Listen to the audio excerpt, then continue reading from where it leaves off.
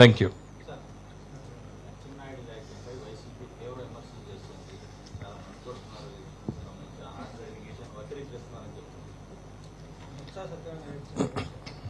అచ్చెన్నాయుడు గారు ఏం చెప్పాడు? బొత్స సత్యనారాయణ గారు చెప్పిన మాటల్ని ఆయన రిపీట్ చేశాడు. ఆయన ఏమీ చెప్పలేదు కదా.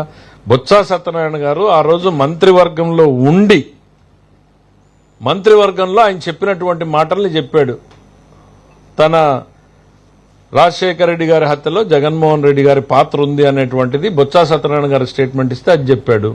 దాంట్లో ఒకటి కాదు కదా, ఆ రోజు మీడియా ముందు ప్రజల ముందు వచ్చి చెప్పినటువంటి మాటల్ని ఈరోజు మీరెందుకు అంత ఉలిక్కి పడుతున్నారు?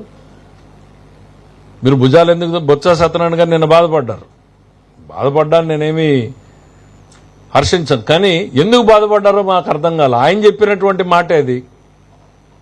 ఆయన చెప్పినటువంటి మాటే, మేమేం కొత్తది చెప్పలేదు.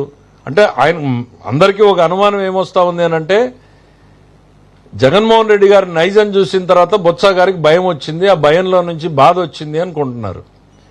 పరిటాల రవి గారి హత్యలో జరిగినటువంటి నిందితులు సాక్షులు ఏ ఒక్కరు ఈ రోజుకు మిగలలేదు. బాబాయి హత్యలో పాల్గొన్నటువంటి సాక్షులు నిందితులు సగం మంది ఆల్రెడీ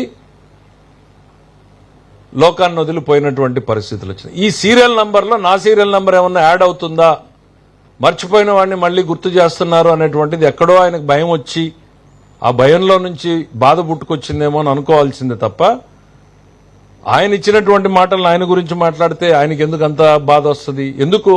ఇవాళ మీరు హిస్టరీ ఒక్కసారి చూడండి. జగన్మోహన్ రెడ్డి గారి హిస్టరీని మనం చూస్తే బొత్స సత్యనారాయణ గారు ఏడవడంలో కొంత నిజం ఉంది. ఎందుకంటే గుండెపోటు నుంచి గొడ్డలిపోటు వరకు,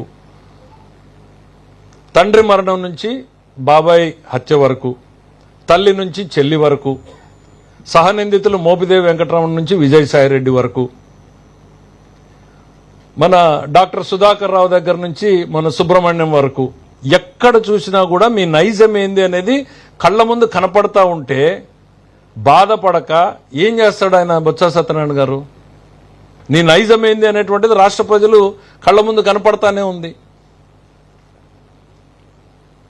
తెల్లవారుజామున 6:15 ముందే గొడ్డలిపోటుతో బాబాయ్ చనిపోయాడని తెలిస్తే గుండెపోటు అని చెప్పి మన టీవీలో ప్రచారం చేసి 5 నిమిషాల్లో చేరుకోగలిగినటువంటి మీరు 12 గంటలు సుదీర్ఘంగా ప్రయాణం చేసి మీరు చేరుకున్నారు అనంటే బాబాయ్ మీద ప్రేమ ఉన్నట్ట,